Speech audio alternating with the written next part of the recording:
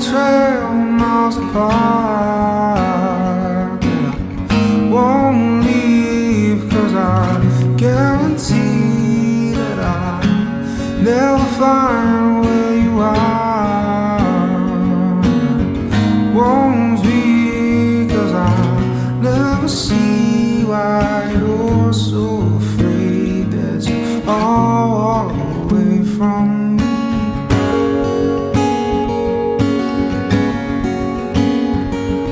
You're so afraid that you all away from me.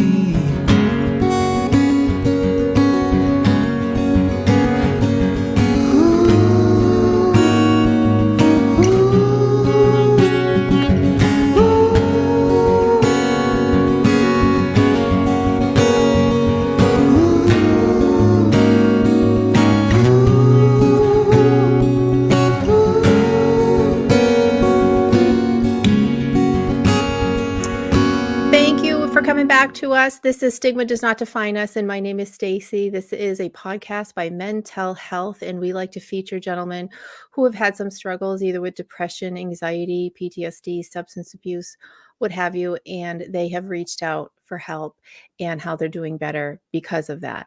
Today we have with us Rob Cogdon, who is a sweetheart. He's a mental health champion in the field. He's out there in England spreading the word on why it is so important to ask for help when you're in a very dark place. And I'm just going to bring him in here. I'm so proud of him and everything he's accomplished. Hi, Rob. How are you? Hello, Stacey. Yeah, I'm good. How are you doing? I'm very good. Thank you. You Good, are good. just, you have such a positive energy about you. And look at how bright and vibrant you are. You just have such a kind, you're just brilliant. You have a very sweet spirit about you. I'd like to just start by telling the audience, and those listening, what was the struggle? Where did it begin? When you were a kid, parents, where did that first issue begin where you were like, okay, I'm not all I right? think, to be honest, I've always had some form of mental health sort of awareness and struggle as a child. Since I can remember, obviously, I'm one of 4 children from the only way I can describe my childhood is basically it was a happy, loving family and things. I've grown up on the northeast coast of England, Okay. from four children family, loving parents and whatnot. So I've always had that look of obviously having that childhood that some people don't necessarily have. Gotcha. Obviously the anxieties and whatnot of a child and things, obviously it's totally different in some aspects to obviously growing up. So obviously as a child, there was the generalized anxiety of obviously being shy and whatnot. My brother and sisters would have probably classed me as a bit of a mammy's boy and whatnot, even though I was obviously close to both parents, luckily. So obviously that was that was pretty much a good foundation for obviously for that childhood to obviously not be as bad as other people, sort of thing. So obviously I was never aware of that it was a problem as a child until obviously later on. Obviously I was classed as a shy child, some people call it. But I was always sort of not even a glass half full kind of child. It was overflowing, basically. Oh, really? Always creative, sort of imagination running wild and whatnot. So obviously the foundations that I did have pretty much it was quite good for obviously to class the childhood. That's good. So obviously it was more so when obviously I was in school in later life and whatnot. There was some cases where I always felt as though I always tried to be perfect and whatnot. Obviously, no one can be perfect, but it was a case of that's what I always aimed to be, and usually it was more perfect than you needed to be, sort of thing. So I was always trying to always reach a barrier above that. Gotcha. So obviously, that was as a child, that was basically it. You obviously had a childhood and whatnot. That was probably my worry, sort of thing. Yeah, that's a lot of pressure. That's a lot of pressure. Much, yeah. To put on yourself. As a child, you don't think about it, and you're like, actually, probably not every child would have thought in that way. Right. So obviously that then has followed me. It does creep up at times where I do sort of think, actually, I am being a bit harsh on myself, sort of thing. Obviously going through school, always trying to make sure I get the best grades and whatnot. all of that despite not actually being told otherwise that I was doing wrong, sort of thing. Okay. So obviously it was all internal struggles and whatnot. Right. Obviously it wasn't the upbringing or the sort of community that I was brought up in. It was all Gotcha. sort of self-taught in a way. In school, how were you treated? Did you go through any bullying? I know some school stories are just horrible. I wouldn't say bullying, but obviously a lot of friends that I had were obviously female. Mhm. It was a case that I always liked to sort of go to like after school clubs. Like Mhm. at one point, I was even doing dance and things like that. And Mhm. obviously, that Mhm. wasn't the standard stereotypical boy who plays football sort of thing. Right. So obviously, it wasn't bullying as such. And to be Mhm. honest, if I could go back to school and do it all again, I totally would. Right. Obviously, I do keep in contact with a lot of sort of school friends, even school teachers and whatnot, Mhm. Mhm. sort of in the community and everything. So it wasn't sort of a bad impact as such. It was, if anything, Mhm. it was more sort of later in life in regards Mhm. to any form of even minor bullying sort of thing. Mhm. Mhm. Obviously, with moving through school and whatnot, I was obviously pretty harsh on myself to make sure I got good grades and whatever. And looking back now, I actually achieved quite a lot despite being harsh on myself. Right. So obviously Right. that then followed me on through obviously college and then getting a Mhm. job and things. But then the story actually sort of got to a snowballing effect, should I say, in sort of late teens when obviously I did start employment and whatnot. Got it. And then it was a mixture, a cocktail of things, to be honest. It was obviously, there was at one stage obviously a diagnosis and investigations into IBS and whatnot. A Okay. lot of that was then put down to obviously the worrying and everything, as well as food. Got it. On top of that as well, it was opening up about my sexuality and things and being gay as like a 19 to 20-year-old sort of thing. Okay. Which obviously that then played alongside obviously the IBS worry on top of getting a job and whatever else. Mhm. So obviously Mhm. it pretty much all came to a loggerhead at around, I think it was around April 2018. Okay. Got And it. basically it sort of got too much altogether. Mhm. Obviously have had traits from childhood all the way through, obviously anxiety, depression and whatnot, Yeah. and body image issues and everything like that. And so obviously it pretty much April 2018 got to a point where I did try and hide it quite a lot. And then it basically hit me one day. I was actually sat at work, to be honest, Yeah. obviously doing the normal day-to-day job. And then pretty much I had a massive panic attack at my Right. desk. Yeah, I No one remember actually that. noticed it, yeah. Mhm. And Mhm. so Mhm. obviously it was something, it was new to me to that sort of extent as Mhm. to how severe Mhm. it was.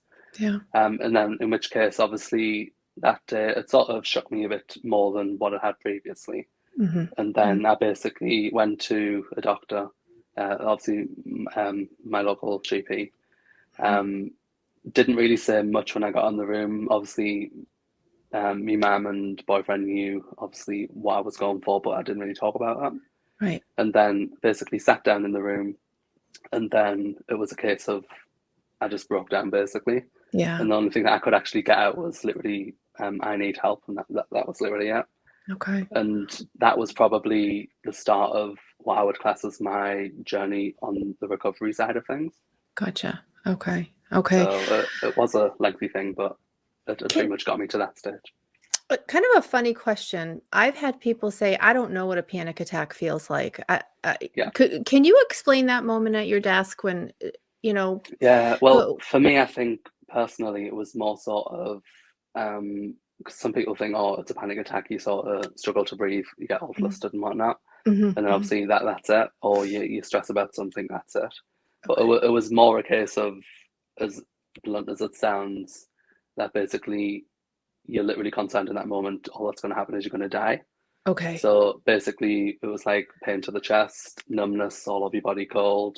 I Mhm. totally zoned out as though I was actually looking at myself there, but not there, sort of thing, like an out of body Yeah, experience. a little detached, Yeah, right? Yeah, yeah, and dissociated a bit. obviously I've had anxiety attacks, but Mhm, also this then panic attack at the time. That was pretty much the trigger to be like, right, no, I need help, sort of thing. mhm, So that was mhm. then the stage that it's pretty much scripted into my mind that April 2018 was like the day that I was then the other way to recovery sort of thing. Wow.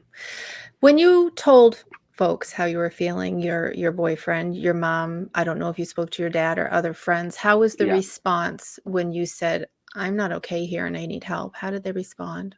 Yeah, to be honest, it was again pretty positive, and Mhm. thankfully I did actually have that positive response and Good. sort of environment. Mhm. I wouldn't say that it was understood Okay. because, to be honest, I didn't actually understand it, and I do feel as though, as much as it is a struggle for me to understand it, it can be a lot harder for someone who isn't going through it, sort of thing, or to Mhm. tell the signs. Mhm. Mhm. So I think they did actually manage it as best as they could to Mhm. basically get me to a professional to Mhm. then see more of the professional help, in which Mhm. I do actually agree as well that as much as it is the professional side that you do need help to recover, the Mhm. social side is just as important, probably. Sure. Of course, So yeah, of course. I think what we need to do, especially if somebody comes to us and they say, "I'm feeling depressed, I can't manage my anxiety," whatever it is. yeah, I think a lot of people look at someone's life and say, "Oh, what do you have to be depressed about?" Or "What do you have to have anxiety about?" And, so many times I hear it over and over. The person who seemingly has it all or seems happy all the time can be the one struggling the most on the inside. yeah, And having it all, even having a ton of support around you is not a guarantee of no anxiety, no depression, no, substance abuse issues. Did you ever have any substance abuse issues as a result? no, So okay, that's literally. thank God, I yeah. was probably one of the fortunate ones where, Mhm. because I am pretty much aware of other people's feelings and whatnot, Sure, I do mhm, actually pick up on sort of how people feel, how they react to things. yeah, So I've always had that awareness, which other people may not necessarily have, sort of thing. right, So right, straight away, I was like, well, I actually got offered when I did go to the doctor. mhm, He gave me a few options, and I did actually go in with an option in mind that I was wanting to try and do it without medication, got it, purely just because of my own sort of insecurities, somewhat beliefs that I don't want to straight away go for medication, which will then would naturally obviously change the sort of yeah, mind sort of thing. mhm, mhm, And I just wanted to try it in stages rather than just going top straight to y that sort of thing, yeah, which it did help me. yeah, I mean, I think that's fair, I think, Yeah, trying lesser things first, because if the lesser thing works, you don't have to jump all the way to yeah, medication. I would say medication comes in when someone's life is in danger, you know what I'm yeah, saying? We don't want it to get that when someone gets that far down the line, we gotta bring that emotion into control so healing can happen, yeah. I you think know? that was my worry as well, going in, obviously not knowing what was going to be the next stage and things. Mhm, I was thinking I mhm, was just going to go straight in, talk to a doctor, and straight away there will mhm, be a label slapped on me, and then just given all of this to right, sort of push right. aside. But obviously, thankfully, it wasn't. It was more sort of talking therapy and things. So tell us about that. What happened then? You entered therapy. Did you connect with your very first therapist? Did it take a few? Tell us about that Uh, stage. so quickly, obviously after the doctor had spoke to me and things, he basically gave me some contact details to do. It was called a self referral at the time. Mhm, I actually thought that it was something that a doctor would have to do, but it turns out that you can actually do a self referral yourself to something mhm. as similar as talking therapy and things. Got it. So obviously, he gave me the contact details, so it did actually still feel, and it did actually help me knowing this that I was still in my control, sort of thing. Got it. Although obviously it was under the guidance of him, it felt as though it wasn't just taken away from me and things. Mhm, So mhm. obviously, I did contact them. It was at times can be a bit of a lengthy process. Obviously, Mhm. they do sort of a referral call, they do an assessment, and then they give you a few options, even within the sort of CBT talking therapy thing Got it. side of things. So I basically called them. They went through a list of questions, obviously, when I was alone and things. And basically, following that call, they then came back to me with a date that I could actually start the first treatment therapy. So Got it. obviously, it was done in different stages. Obviously, everyone's different. I did actually go for a block of 6 sessions across every 2 weeks, sort of thing. Got it. And then after that, I then felt as though it wasn't quite sort of manageable still. and they also agreed with me and things, and obviously worked with me to realise that they were going to do then a more intense therapy. So obviously it was sort of a lengthy process. It wasn't a quick fix. Got it. And even within that, it was a case that I actually, obviously again different for other people, I actually had 3 different therapists throughout the whole process. The first 2, well, one of them obviously for work reasons went to a different location. The second one, they were obviously reading pretty much from the same hymn sheet. However, it didn't feel as though it pretty much connected with me to fully give it everything to the full therapy. Got it. And then my third one, it was pretty much the first session I went in. Again, I broke down and everything. And then that was when I realised that it was actually sitting with me, that I could just give it my all sort of thing. And I think that's what some people probably do think. If they go into the first session and it doesn't really sit well, they just give up basically. And that's something that I realised, obviously, I was able to do that. That's something that they should pretty much, if I can obviously offer advice on that, it would be to persist with it until the very end, just to then evaluate it after sort of thing. Yeah. And I think that's important. And I want to reiterate that point. So many people have tried therapy once. Just like when you meet somebody, one of your friends, take away a therapist. Some people you bump into, you click, others you don't. Just because you don't click with your first therapist doesn't mean therapy isn't going to work for you. And I am glad you persisted, and I am glad you had the experience of finding that person that you could be very relaxed with.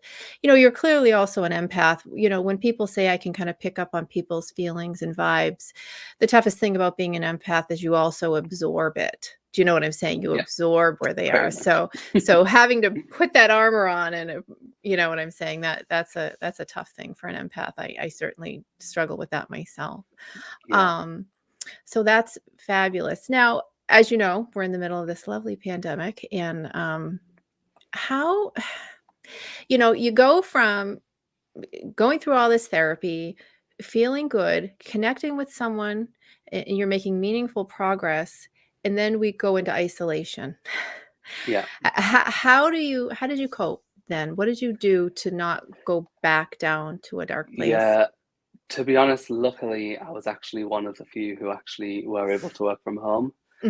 So I did have that structure still in place where I was, although still working from home, getting up early, doing the usual routine, just so obviously I knew that I was still able to function normally, basically.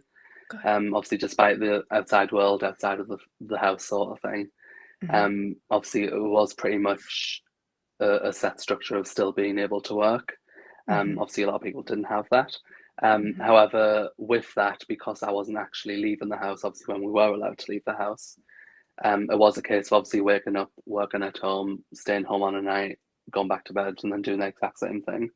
So that was when pretty much I did actually find that hobbies and things like that were actually something that I could turn to, whether it was in the house or outside of the house, obviously. And also that was another coping method for the overall recovery of obviously my struggles and things. So it was things such as obviously physical exercise when we were actually allowed out of the house. It was when we were locked at home. I do actually enjoy cycling and hiking and things. So obviously when I can get the chance, luckily where I actually live on the northeast coast, it's pretty much all around you. You've either got a beach, a forest, a wildlife park, even a coffee shop sort of thing, so you can do all different variations. So obviously I did push on a lot of that sort of thing, just to make sure that I was actually trying to, although gain physical health still, more about the psychological and mental health side of it. And obviously I was able to do that. Whether I was in the house and things, another thing that I relied on quite a lot, pretty much every day still to this day, is movies and music. To me, I'd probably say, as cheesy as it sounds as well, music to me is probably as good enough a medicine as therapy, because no matter what sort of mood I'm in sort of thing, whether or not I want to sit there and listen to something like Adele and cry and have a reason to cry sort of thing, or something a bit more upbeat, it's sort of, that allows me to do that sort of thing. And movies and whatnot, the exact same concept. I can just, it's like an escapism sort of thing. And so obviously that helped a lot, and reading as well. There was a lot of times during the peaks of the stress and whatnot and anxiety, even Mhm. before lockdown. Mhm. When I was having issues, yeah, I could go to work and read reports and whatnot. Mhm. But then when I came home and actually looked at it as a hobby, which I did really enjoy reading and things growing up, Mhm. it was just something that didn't really sit well with me because it would then increase the anxieties because I was reading the page, it wouldn't go in my head. And then it was sort of causing frustration. And then it just sort of I had to move away from something I enjoyed Yeah. just to obviously feel as though I was able to survive and function. Yeah. Yeah, that Yeah. makes sense. I want to talk about the music for a minute. Can I tell you, I completely agree. And you have to be, I think you have to be very careful about the music you have in your environment, especially if you're a highly sensitive person. Yeah. Again, you're absorbing that vibe, you know? Yeah. And so it's kind of funny because like you said, you play Adele. Sometimes you need something that sort of facilitates grief. You know what I'm saying? Yeah. Because people stuff things down and you do need to cry. You do need to get it Yeah. out. And I think music can be wonderful in that way so that you can expel some of that grief. Yeah. It's always good to have it on shuffle because you think, I need a reason to cry because I can feel like I want to cry, but I don't know why. And Right. so it's like, listen to a bit of Adele and then straight afterwards, something upbeat. And it's like, yeah, I'll go with So that. what is your upbeat? That was my next question. You know, you gotta It can be anything. yeah. Literally, it varies from anything such as Lady Gaga. Uh-huh. It can go to sort of any club music sort of thing or Mhm. Mhm. anything, Mhm. literally. Mhm. Mhm. Anything with a good beat. I can walk around the shop and then I sort of just get lost in listening to the music on Yeah. the tannoy and things. So, Yep, I understand. How about books? You had mentioned books when in some of our prior conversations. What yeah. books have really helped you, you know, sort of see the forest for the trees when emotions can be so confusing and you know all Yeah. those Well, questions, life questions. there's the books that I tend to read, the do again like sort of music taste, it does vary. Mhm. Whether or not I just think I just want to escape into not even think about anything. Yeah. Something as simple as Harry Potter. It's like Mhm. it's a little world of magic. I can just escape to that. It's Escape. Mhm. where yeah, it's like it's not a reality, but it's like I'll go with that if I need to, I'll go. It's a break though. And It's a then break from some of the hard pretty stuff. much Yeah. no matter how old you are, it's like I'll read that. Right. And then literally, if I was thinking more sort of along the lines of because I do tend to look at sort of books that do relate to mental health and well-being and things. Okay. So there's a book that I've read. It's by Matt Haig.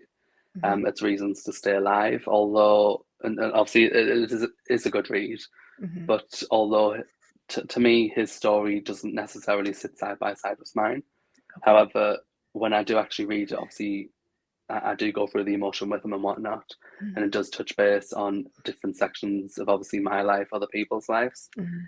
And for me, that's sort of the reality of I always try and take a message from a book, sort of thing, Mhm. or anything that I watch and read. That basically he's gone through a struggle and he's become a successful author and whatnot. Wow. It doesn't just mean that a standard anybody sort of thing can't go through sort of similar process and things. Gotcha. So obviously everyone has struggles and whatnot. Mhm. And it does actually sit well. You've read his recovery sort of thing, so why can't you have your recovery? Yeah. So Yep. obviously that would be a story that I would, well, that would be a book that I would recommend sort of thing in regards to that. Yeah. But I can also easy reads and things.